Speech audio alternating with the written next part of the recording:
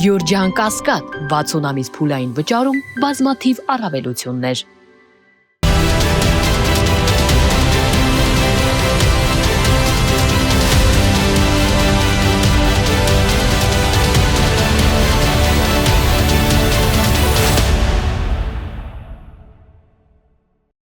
Բարև ձեզ, մեդիա հաբի հարգելի հետևորդներ, այսօր մեդիակաստ հաղորդման իմ հյուրն է Միասնության թևեր քաղաքական նախաձեռնության անդամ,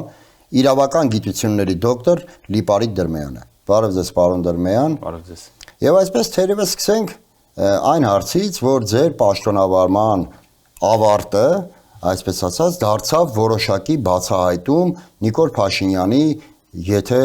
sense ձևակերպենք, թաքնված մտքերի համար։ Օրինակ, երբ հայտարարեց, որ կառավարությունը ես եմ, ֆրանսիական ձևով, որ ես եմ պետությունը։ Մասնավորապես դա պայմանավորված էր միջազգային արբիտրաժային դատարանի որոշման հետ, որը կապված էր հեծի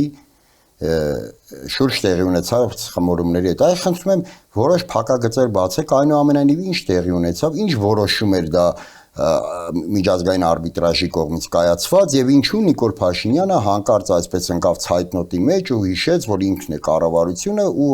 փլուզեց իր ամբողջ այս ժողովրդավարական բաստիոնը, որը կառուցվել էր եւ մեկ իր բառով Հայաստանը հռչակեց որպես միապետական, այսպես ասած, կառավարման համակարգ։ Ես առիթ ունեցել եմ 1-2 անգամ այս թեմայի հետ կապված խոսել, մի փոքր էլ նաեւ նախապատմությունը ներկայացնել։ Իհարկե գաղտնի բան չկա, այդ ինչպես ճիշտ նշեցիք, հայտնի արտահայտությունը կապված էր հենց արբիտրաժային, ներդրումային արբիտրաժներից մեկի հետ, երբ Ստոկհոլմյան առևտրային պալատի արբիտրաժի կայացրած միջանկյալ որոշումը կատարելու ու չկատարելու հարց էր դրված, եւ ես այդ ժամանակ ներկայացնում էի Հայաստանի Հանրապետության շահերը այդ արբիտրաժային գործով, թիմն էի ղեկավարում ու պետական մարմիններից մեկից,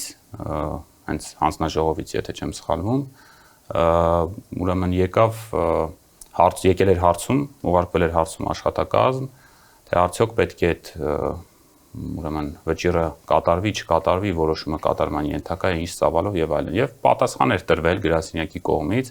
շատ կոնկրետ իրավական հղումներով, մեջբերումներով, այդ թվում նաեւ Ստոկհոլմյան առևտրային արբիտրաժի առևտրային պալատինքից գործող արբիտրաժի կանոնակարգերից, որ Հայաստանի Հանրապետությունը ունի պարտավորություն, երբ որ մտնում է արբիտրաժային process-ի մեջ, կատարելու ուրեմն դատական ակտեր արբիտրաժի կայացրած, անկախ նրանից դա միայնային արբիտր է, թե կոլեգիալ կազմով կայացված որոշում է, այդ արբիտրների որոշումները եւ վճիռները կատարելու պարտավորություն ունի։ Ահա այս պատասխանն էր, որ հավանաբար դուր չէր եկել վարչակազմին, կոնկրետ դեպքում վարչապետին եւ հնչեց ձեր ասած հայտնի արտահայտությունը, այո։ Այստեղ հատուկ կուզենայի ընդգծել, որ ես ասել եմ եւ շարունակում եմ պնդել իմ այդ միտքը, որ պաշտոնատար անձը,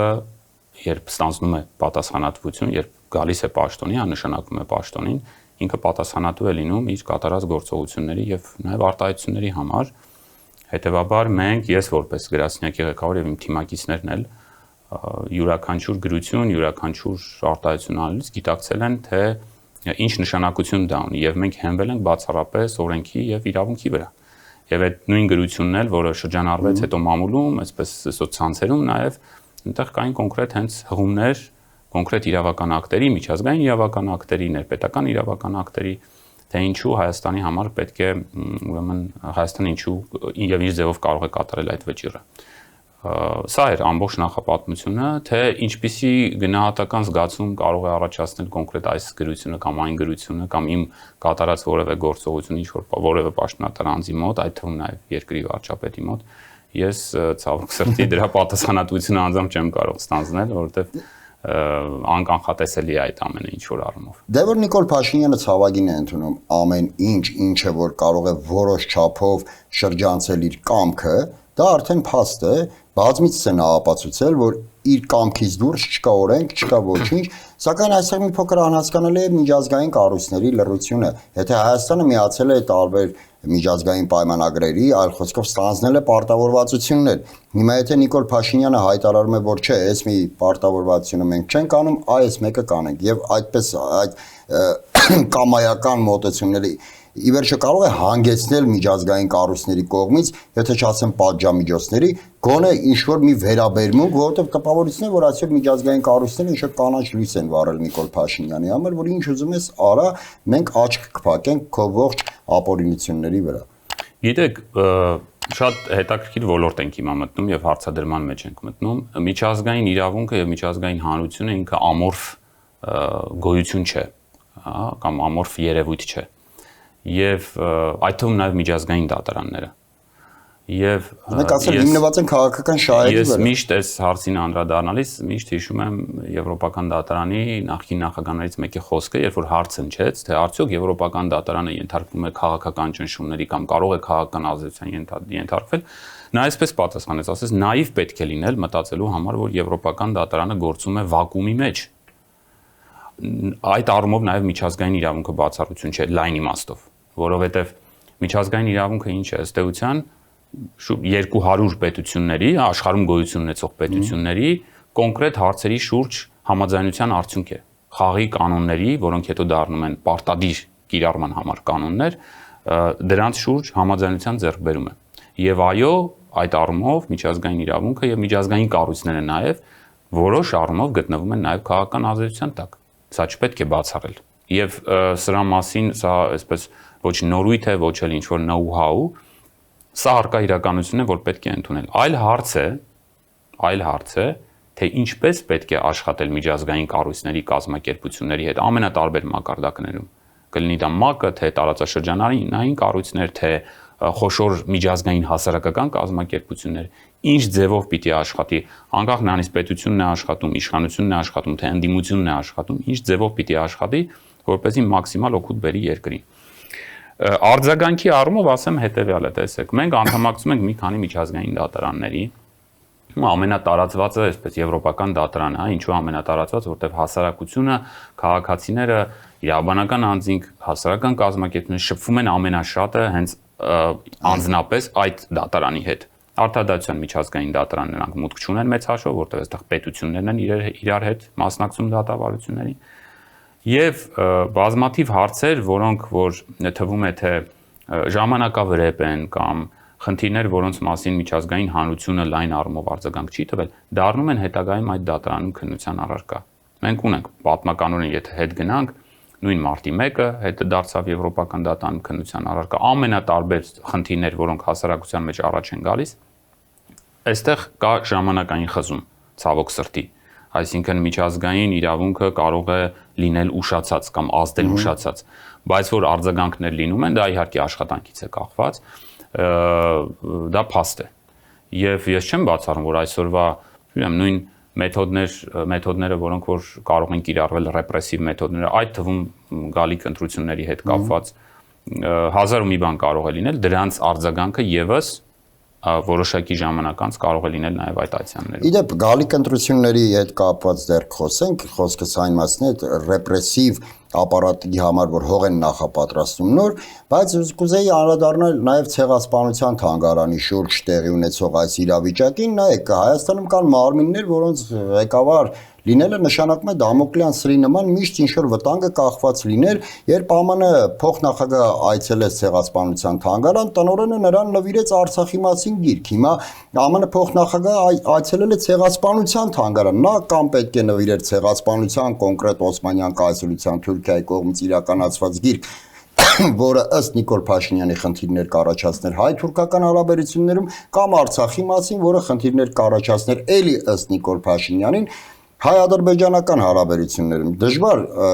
տնօրենը նվիրեր ենթադրենք Թոմ Սոյերի արկածները։ Հիմա արդյոք երբ որ նման բարձրաստիճան պաշտոնյա է այցելում այս կամ այն մարմին, ապա ամբողջովին մնում է տնօրենի հայեցողությանը, թե ինչ պետք է նվիրել։ Արդյոք այստեղ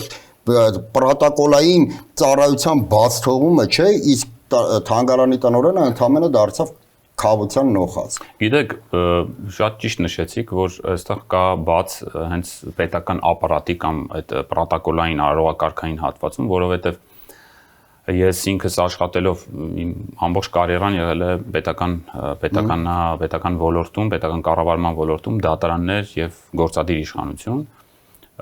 նախ աշխատել եմ դատական համակարգում, ապա գործադիր իշխանությունում, կառավարությունում, Եվ հաճախ եմ նկատել, որ կան բացեր, երբ որ մեխանիզմը կառույցը ունի թերություններ, այսինքն չի աշխատում։ Հրահանգները կամ ասենք նույն արարողակարգային հրահանգները չեն լինում ու թողնված են կոնկրետ անձի հայեցողությանը։ Սա մի ասպեկտ, եւ երկրորդ ասպեկտը պատասխանատվություն ստանձնելու հարցը։ Ես անընդհատ նշում եմ այդ մասին, որ պաշտոնատար անձը անկախ նրանից, որ մակարդակում կլինի առաջատար մասնակետ, թե վարչության պետ, թե նախարար, թե վարչապետ, յուրաքանչյուրը իր մասով իրեն վստահված ծավալով աշխատանքի եւ իր լիազորությունների շրջանակում պիտի կայացնի որոշում, որի համար պատասխանատու է։ Եթե կար նման քաղաքական անհրաժեշտություն եւ խնդիր, որ ցեղասպանության թանգարանում չի կարելի նվիրել բարձրաստիճան հյուրին ցեղասպանության մասին կամ Արցախի վերաբերյալ որևէ գիրք, ապա դա պետք է ասված լիներ նախապես։ Ես մանրուքները չգիտեմ, այս ինչ որ հիմա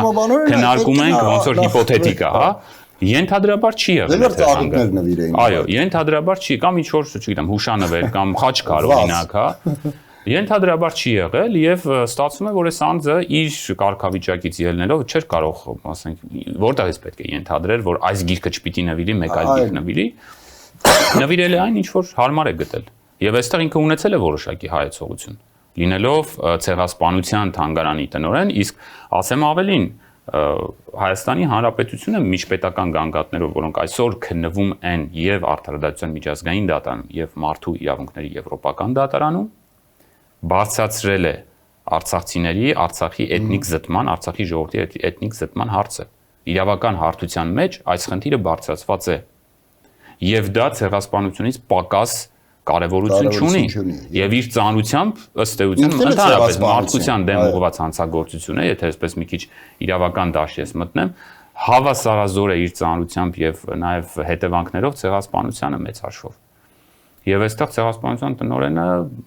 ցանկացած անձ, ով որ այդ պաշտոնին էր, կարող էր ենթադրել, որ հնարավոր է այդ հյուրին նվիրել նման գիրք, եթե չկա ուղիղ հրահանգ կամ այդ ինչպես նշվեց պետական արտաքին քաղաքականության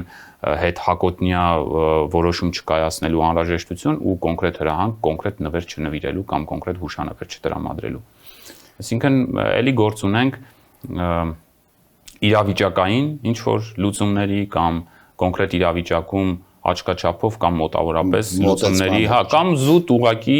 անձնական ցանկությամբ որոշում կայացնելու հետ։ Պարոն Դրմյան, անդրադառնանք Հայաստանի իրավական համակարգին, դուք որպես իրավական գիտությունների դոկտոր, շատ իրավաբանական ներողություն, իրավաբանական գիտությունների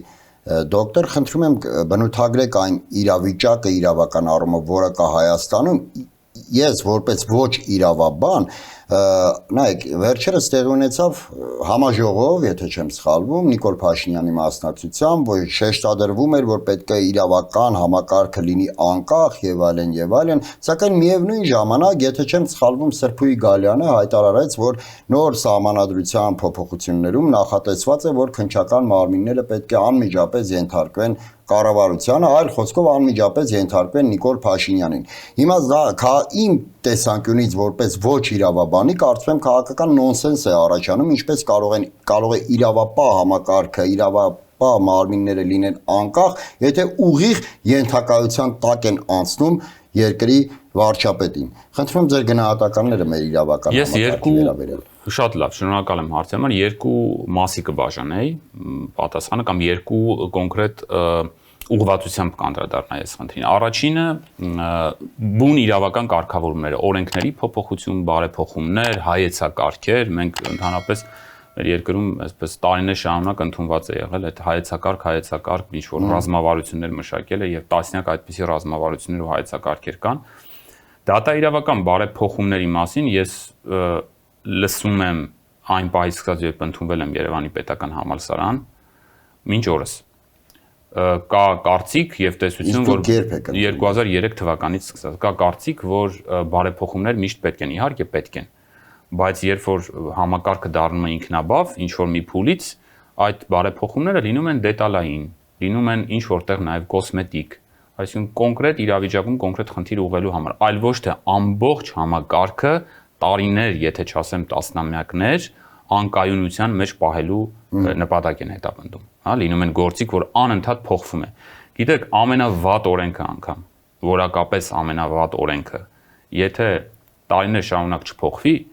դատական պրակտիկան այդ օրենքը բերում է կարգավորման մի դաշտ, որը սկսում է նորմալ աշխատել ու մարդկանց իրավունքները պաշտպանել։ Իսկ կոպիտացած բնական ճանապարհով ինքը կարգավորվում է։ Եվ հակառակը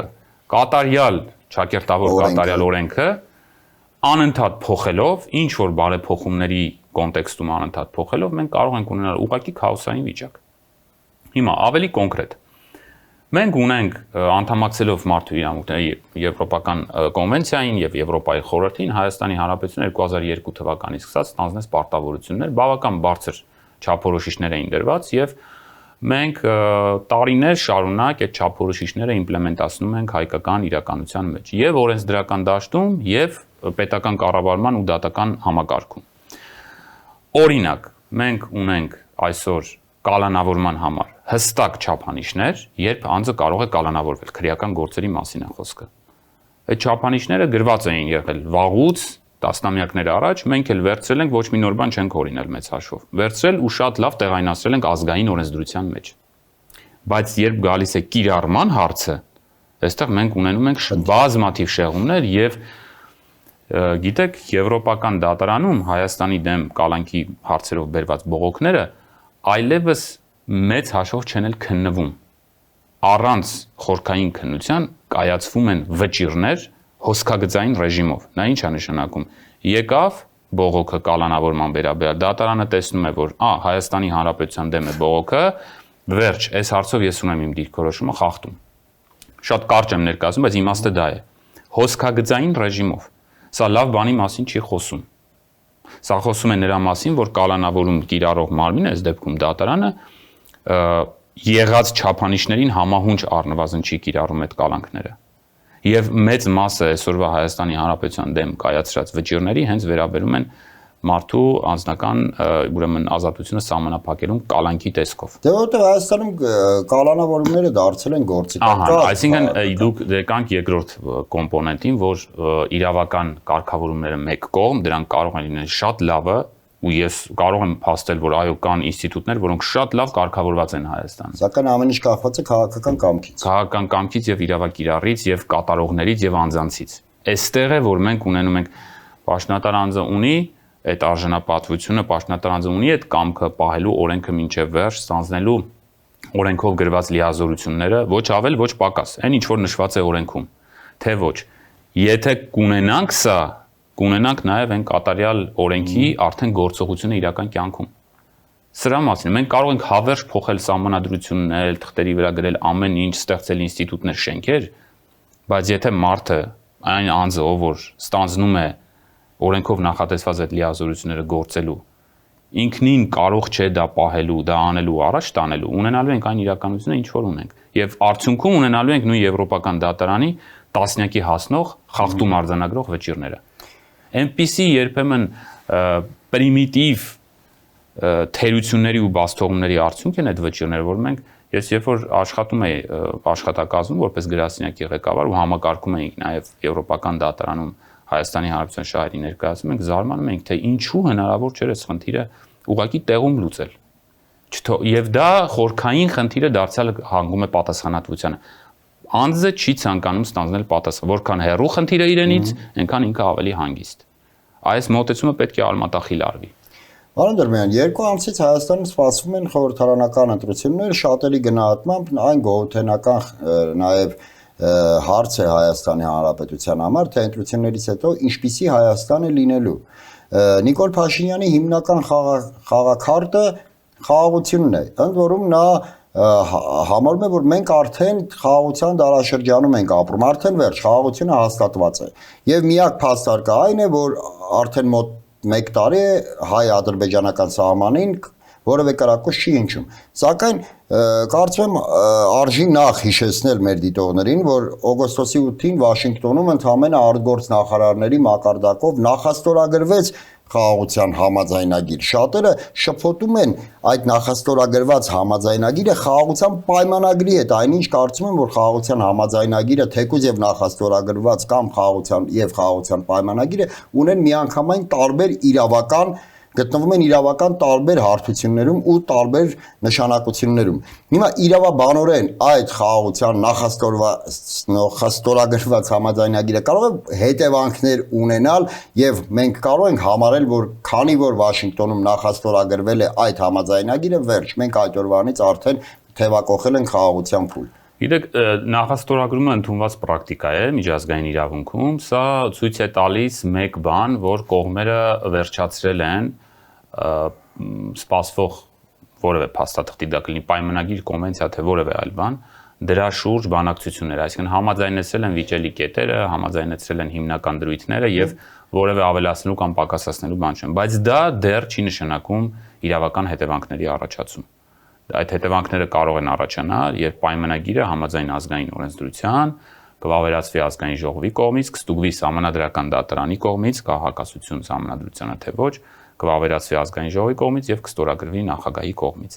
Այս process-ը անցնելուց հետո նոր արդեն նա կդառնա պարտադիր Հայաստանի Հանրապետության համար։ Եվ այդտեղ կա մի կարևոր կետ, որ անձնապես ինձ է շատ հետաքրքիր, շատ այսպես որպես զգայուն թեմա եւ վերաբերում է նաև հենց այն իրավական հարցերին, որոնց մասին քիչ առաջ խոսում էինք, միջազգային դատարանների հայցերի հետ կանչը։ Միջազգային հայցերի հետ կանչը։ Նախ ասեմ, որ քանի որ դուք խաղաղությունից սկսեցիք ձեր հարցը, խաղաղություն ուզում են բոլորը։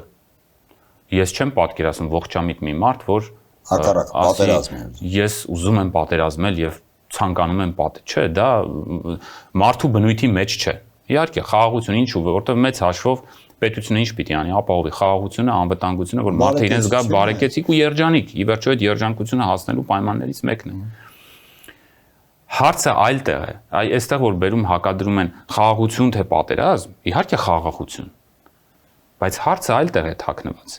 Ինչ գնով։ Եվ արդյոք այն գինը, որը որ դու վճարում ես, քեզ տալիս է իրական խաղաղություն, թե ոչ։ Ինչ գին ես դու վճարում խաղաղության համար։ Եթե խաղաղության համար դու զիջում ես քո կենսական տարածքը, խաղաղության համար դու զիջում ես քո արժանապատվությունը, խաղաղության համար դու ուրանում ես եւ ազգային արժեքը եւ անցյալը եւ նախնիներին մեծ հաշվով։ Միգուցե այստեղ զուտ պատրանք է դառնում այդ խաղաղությունը։ Դա չէ այն խաղաղությունը, որը որ մենք ուզում ենք տեսնել։ Տեսեք, խաղաղության պայմանագրում նշվում է եւ այդ մասին բարձրաձայնվել է մի քանի անգամ հայցերի հետ կանչի մասին։ Գիտեք, եթե իրապես մենք գնայինք եւ այդ խաղաղության պայմանագիրը կնքվեր ու իրական խաղաղության մասին խոսք լիներ, իրական խաղաղություն ասելով ես ինչ նկատի ունեմ։ Բոլոր տուժածների վնասների հատուցում, զոհերի կրած վնասների հատուցում, ուրեմն միգուցե նաև առանձին դրույթներ հենց նույն Արցախի կարգավիճակի վերաբերյալ։ Եթե այս ամենը լիներ, Բաքվում պահվող առավել եւս դա այդ հարցը ընդհանրապես խաղաղության պայմանագրի իրավական հարթությունից պետք է դուրս լուծվեր, որովհետեւ հումանիտար հարցերը, իսկ այս դեպքում ես համոզված եմ, որ դա հումանիտար հարց է, որտեղ Ադրբեջանը շատ լավ իմանալով Ադրբեջանի եւ իրավական արտաքին քաղաքականության բլոկը եւ իրենց որպես ուրեմն պետական այսպես որոշակի փորձառություն ունենալով պետական կառավարման համակարգում իրենց հետ շփվելու տարբեր մակարդակներում, ոչ միայն ին վերջին ստանձնած պաշտոնի ժամանակ, ուրեմն իրենք շատ մեծ կարևորություն են տալիս այդ իրավական ասպեկտին եւ այս դատավարություններն էլ պատահական չէին մեր գերիների եւ պատանդ պահվող անձանց։ Ուրեմն այդ հարցը հումանիտար հարց էր եւ դա խաղաղության պայմանագրից դուրս անգամ պետք է լուծվեր։ Տեսեք, խաղաղության մի փոքր շեղվեցի, բայց եթե լինեին իմ նշած պայմանները, այսինքն վնասների հատուցում, խախտումների ճանաչում, իսկ պատմության մեջ եղել են այդպիսի դեպքեր։ Հասկանում եք, այսինքն երբ որ պետությունները պատերազմել են, հետո նստել են սեղանի շուրջ ու իրական խաղաղության են եկել։ Հատուցել են մեկ-մեկու վնասները, ընդունել են խախտումները եւ այլն։ Այստեղ միգուցե իմաստ ուներ խոսել հայցերի հետ կանչի մասին, որտեղ մեծ հաշվով հայցերի տանելու իմաստը ինչն է, արձանագրել, որ տեղի են ունեցել խախտումներ եւ ընդ որում ասեմ, մի մասով նաեւ որոշ հաջողություններ կան, որոնք որ գրանցված են այս պահին։ Փաստացի այդ հետ կանչով դրանք էլ են վերանալու։ Եվ տրամադրել հատուցում։ Հատուցումը շատ կարեւոր է, որովհետև հատուցումը մարդու մոտ առաջացնում է բավարարում, հատուցում տարբեր ձևերով կարող են եւ գումարային հատուցում, եւ այդ նույն հետվերադարձի ամրագրումը, մարդկանց հնարավորություն տալ վերադառնալ, այն դետալներն ու պայմանները կարող են քննարկվել։ Բայց եթե Ադրբեջանը հենց այդ գծի մեջ է։ Չէ, հենց կոնցեպտուալ առումով, երբ որ դու ասում ես գնում ենք խաղաղության եւ դրա արժեքը նա է, որ օրինակ բոլոր հայցերից հրաժարվես ու նոր հայց չբերես։ Այստեղ ստացվում է, որ դու շարունակում ես մնալ տուժողի կարգավիճակում։ Այսինքն քեզ ստիպում են, չասեմ կապիտուլացվել, որտեղ սա մի քիչ ուրիշ կոնցեպտ է ենթադրում, բայց մեծ հաշվով զիջել ամեն ինչ, դրա փոխարեն պես ինչ որտեղ պատրանքային առանց պատերազմի, ոչ պատերազմ, ոչ խաղաղություն վիճակով շարունակել գոյատևել։ Որտեղ չկա երաշխիք։ Բառից, որովհետև նայեք, օրինակ, հենց մեկը բանակի հետ կապված։ Օրինակ, երբ որ 45 թվականին Ճապոնիան ստորագրեց կապիտուլյացիոն ակտը, ԱՄՆ-ի պարտադրմամբ իր սահմանադրությամբ ֆիքսեց, որ ինքը չի ունենալու այլևս բանակ, ունենալու է ինքնապաշտպանական ջոկատներ եւ պարտավորվեց, որ այլևս չի մասնակցելու որևէ պատերազմական, ռազմական գործողությունների, եթե ուղիղ հարձակում չկա իր սահմանների վրա։ Կարծես նույն իրավիճակն է ստեղծվում, ինչ 45 թվականին Ճապոնիայի ստորագրված կապիտուլյացիայի, ինչ հիմա Նիկոլ Փաշինյանի հռետորաբանության մեջ։ Գիտեք, անգամ չէ էլ համեմատի Ճապոնիա-ամերիկյան այն ժամանակվա պատերազմական հարաբերությունը հայ-ադրբեջանական։ Իսկ մենք ավելի վատ վիճակում ենք։ Անգամ չէ էլ համեմատի, որովհետև ես տեսել եմ, թե ինչպես է նույն ադրբեջանական պետությունը իր պաշտոնատար անձանցով ունենալով զուտ խոսում եմ իմ մասնագիտական ոլորտի մասին։ Ունենալով մենք այսօր Ադրբեջանի դեմ Հայաստանի Հանրապետության քաղաքացիները ունեն շուրջ գրեթե, եթե չեմ սխալվում, մոտ 1 տասնյակի հասնող խախտում արձանագրող վճիռներ Եվրոպական դատարանի։ Ընդ որում այդ խախտումները վերաբերում են կյանքի իրավունքին, ֆիզիկական անձեռնմխելիության, խոշտանգումներ, վատ վերաբերմունք, տանջանքներ եւ այլն։ Խախտումներ արձանագրված, հատուցումներ տրամադրված Եվրոպական դատարանի կողմից, վճռով արձանագրված հատուցումներ, որոնք Ադրբեջանը մինչ օրս չի կատարում։ Չի կատարում ուղղակի։ Նույն Գուրգեն Մարգարյանի գործը չի կատարում։ Կարեն Պողոսյանի գործը, Կարեն Պետրոսյանի գործը, Խոջոյանի գործը Մամիկոն։ Որևէ վճիռ Ադրբեջան ուղղակի բացահայտ ասում է, որ մենք սա ինչի մասին է խոսում։ Եթե պետությունը իրապես կառուցողական դիրքից հանդես գար, որպես անգամ ընդունենք հաղթող պետություն, հա, պատերազմում,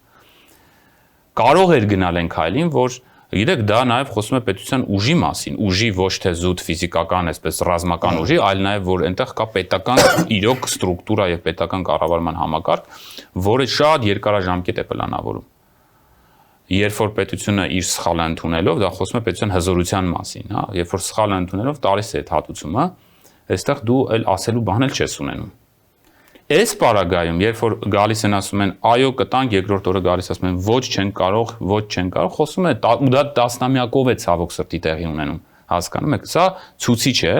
որ դու գործ ունես մի պետության հետ, որ անգամ թղթի տակ ստորագրելուց հետո չկա երաշխիք, որ դա կատարվելու է։ Նման իրավիճակում կարող ենք հայտնվել նաև ապագայում, այ մենք հրաժարվել ենք միջազգային ատյաններում Ադրբեջանի դեմ որևէ հայտ ներկայացնելուց եւ ապագայում սպասվում է ամենայն դեպս ըստ հայտարարությունների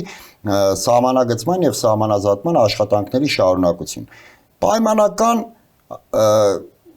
Վայոց ձորում ջերմուկի տարածքներում Ադրբեջանը բերում է ինչ որ X թվականների ինչ որ մի հատ քարտեզ, թեկուզ կեղծ եւ հայտարարում է, որ այդ տարածքները մերն են լինելու եւ հրաժարվում է դուրս գալ ջերմուկի տարածքներից։ Հիմա նման իրավիճակում Նիկոլ Փաշինյանը ինչ է անելու։ Տրամաբանորեն կամ պետք է ռազմական ուժով Ադրբեջանին դուրս վռնդի մեր ինքնիշխան տարածքներից, որը կարծում ենք չի կարող անել եւ ցանկություն էլ չունի անելու, կամ ենթադրաբար պետք է դիմեր ինչ տարբեր համապատասխան ատյաններին միջազգային, որպեսզի այդ հարցին ինչ-որ լուծում տրվեր։ Հիմա նման իրավիճակում, երբ ոչ նա կա, ոչ նրանից էլ հրաժարվել ենք, ապա ոնց այդ հարցը առհասարակ լուծվելու։ Գիտեք, եթե իհարկե լուծվելու։ Հենց սրա մասին եմ ես խոսում, որ պայմանագրի, այսպես մենք հասել ենք մի կետի, երբ որ կարծես թե ինչ-որ բաներ համաձայնեցված են, բայց ոչինչ էլ համաձայնեցված չէ։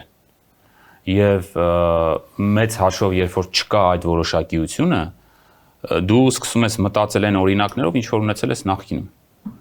Մենք մինչև այսօր 20 թվականի պատերազմից սկսած անընդհատ ունեցել ենք զիջումներ եւ տրամաբանական է, այսինքն ողջամտորեն չես կարող ենթադրել, որ քանի որ իշխանությունը նույնն է եղել, այդ շարքը չի շարունակվելու։ Եվ այո, ձեր նշած օրինակով շատ հնարավոր է, որ ասեն հիմա այնտեղ մի ժամանակ այդպիսի խոսույթ կար, չէ՞, նաև տարածվել էր, որ ինչ կա, որ այդ սարերում ոչ մարդիկ են ապրում, ոչ բաներ։ Ինչ որ դատարկ սարեր, չոլեր եւ այլն։ Կարող է հրճակվեն դատարկ 100 մետր սարերը, էսկոմ, 100 մետր է, հենց սուվերենությունը նրա մասին է, որ ամեն մի սանտիմետրը եւ դրա մասին նաև խոսեց Արման Թաթոյանը, մեր նախաձեռնության առաջնորդը, որ ցույց տվեց նոր դիրքի կառուցումը, բնության մեջ, հա, նոր դիրքի կառուցումը ադրբեջանական, որի մի ուրեմն էական հատված գտնվում է Հայաստանի սուվերեն տարածքում ու փաստացի դրա հերկում հատկապես Վարդենիսի մասին է խոսքը եւ դրա փաստացի հերքում նույնական օրինակ նկարներ ցուցադրելու միջոցով կամ ընդհանրապես հերքում, որ չկա նման դիրք, տեղի չունեցավ։ Ինչ որ քարտեզներ, տոպոգրաֆիական քարտեզների ցուցադրում, գծերի գծում, պայմանական նշաններով եւ այլն, բայց իրականության մեջ այսօր այդ դիրքը գտնվում է այդ բարձունքում, Հայաստանի Հանրապետության տարածքում։ Եվ այդ թոս փչելով փորձ է արվում ինչ որ մանիպուլյացիոն ձևով այդ բացահայտումը կոծկել կամ ասել, որ դա իրական չէ, դա եղել է 2025 թվականի օգոստոս ամսին։ Ես վստահ եմ, որ իրենք էլ գիտեն։ Շատ լավ գիտեն։ Այսինքն նախաստորագրումից մեր դիտարկումները ցույց տվեցին, որտեղ մի քանի արբանյակներից ստացված տվյալներ էին, որ առնվազն օգոստոսի այդ առաջի շաբաթվա, ուրեմն առաջի 10 օրյակում տեղի ունեցած այսինքն մինչ Նիկոլ Փաշինյանն ու Ալիևը Վաշինգտոնում նախաստորագրում էին ինչ-որ մի համաձայնագիր, այդ նույն ժամանակահատվածում Ադրբեջանը դիրքավորվում էր Հայաստանի ինքնիշխան տարածքներում։ Պարոն Դրմյանյան, մի վերջին հարցի անդրադառնանք, որը էլի կապված է թե իրավաբանության, իրավական հարցերի եւ թե ընտրությունների հետ։ Արտաքին հետախուզության զեկույցը կարծես հող է նախապատրաստվում իշխանությունների համար,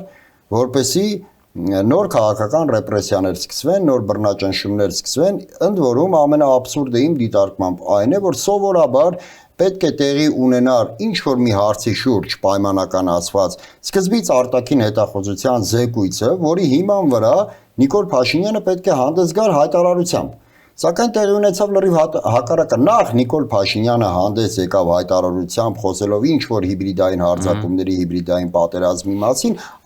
որից տևական ժամանակ անց նոր արտաքին հետախուզության ծառայությունը հանդես եկավ զեկույցով, ընդհանրապես դաջեց Նիկոլ Փաշինյանի ասածը։ Հիմա ինչ է կարծում, ընտրությունների նախաշեմին մենք ականատես կլինենք իշխանական ռեպրեսիվ գործիքակազմի ել ավելի սրացմանը, ընդհուպ այն աստիճան, որպեսզի արգելվի տարբեր քաղաքական ուժերի մասնակցությունը ընտրություններին կամ նոր կալանավորումներ, նոր ձերբակալություններ եւ նոր քրեական հետապնդումներ։ Ես իհարկե չեմ բացառում դա, բնականաբար չեմ բացառում եւ ավելին ասեմ,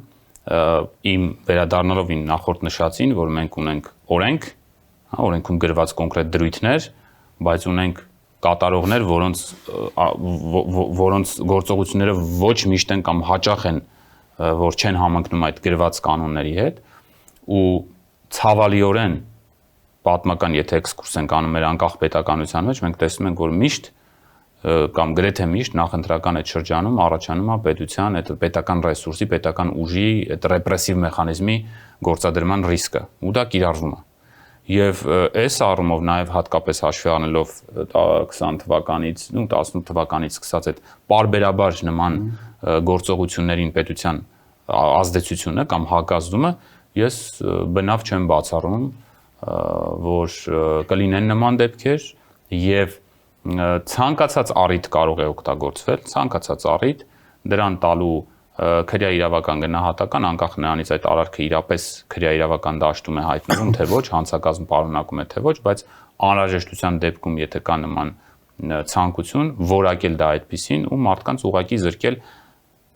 այն ազատությունից, որը ոչ միայն Հայաստանի Հանրապետության սահմանադրությամբ է երաշխավորվում, այլ նաև մեր կողմից անդամակցված բազմաթիվ միջազգային պայմանագրերով, այդ թվում մարդու իրավունքների եվրոպական կոնվենցիայով, ընտրելու եւ ընտրվելու ազատության մասին։ Ակնհայտ է, որ մինչև Նիկոլ Փաշինյանը չհեռանա իշխանությունից, Հայաստանում որևէ բարեփոխում ոչ իրավական առումով, ոչ քաղաքական առումով, ոչ ազգային խնդիրների հետ կապված տեղի չի ունենա։ Հիմա դուք որպես ընդդիմադիր գործիչ, որպես ընդդիմադիր քաղաքական միավորի ներկայացուցիչ, ինչպես եք պատկերացնում Նիկոլ Փաշինյանի հեռացնելը։ Ինչ գործիքակազմով, ինչ մեթոդաբանությամբ։ Այն առաջին հերթին իրավաչափ գործիքակազմ, բացառապես իրավաչափ եւ ասեմ, որ մեր թիմում շատ են իրավաբանները եւ լավ իրավաբանները եւ ընտրությունների գնալու հենց նպատակը դա է, մասնակցել ընտրություններին եւ քաղաքական դաշտում ընտրության միջոցով ես համարում եմ, որ սա ուրեմն կարևորագույն ազատություններից մեկն է, ընտրվելու իրավունքը, ընտրվելու ազատությունը կարևորագույններից մեկն է եւ քո երկրի ճակատագրին տեր կանգնելու լավագույն եղանակներից մեկը։ Լավը չէ ընտրական համակարգը, թերություններ կան, իհարկե, բայց այսօր արկա մեխանիզմներից մենք դրանից ենք օգտվում, փոխելու իշխանությունը, գալու իշխանության եւ ավելի լավը դարձնելու, ավելի երջանիկ դարձնելու եւ մեր մարդկանց ու ավելի ապահով դարձնելու մեր երկիրը։ Ուրեմն ընտրական պայքարի միջոցով ենք փորձելու դա անել։ Ես համոզված եմ, որ ստացվելու է եւ այդ գաղափարի շուրջ մենք մեր շուրջը համախմբել ենք մեր համախոհներին։ Ոչ միայն անհատներ, այլև քաղաքական ուժեր, որոնք որ մտածում են նույն կերպ, ունեն նույն ուղենիշային մոտեցումները եւ այդ միասնության գաղափարի շուրջ համախմբված գնալու ենք ընտրությունների։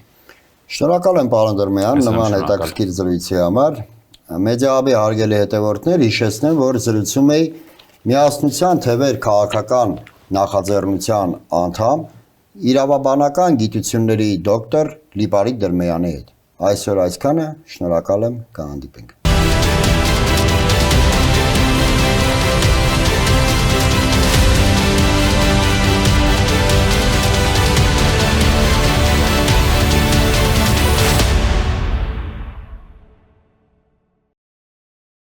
Գյուրջան Կասկադ 60 ամիս փուլային վճարում բազմաթիվ առավելություններ։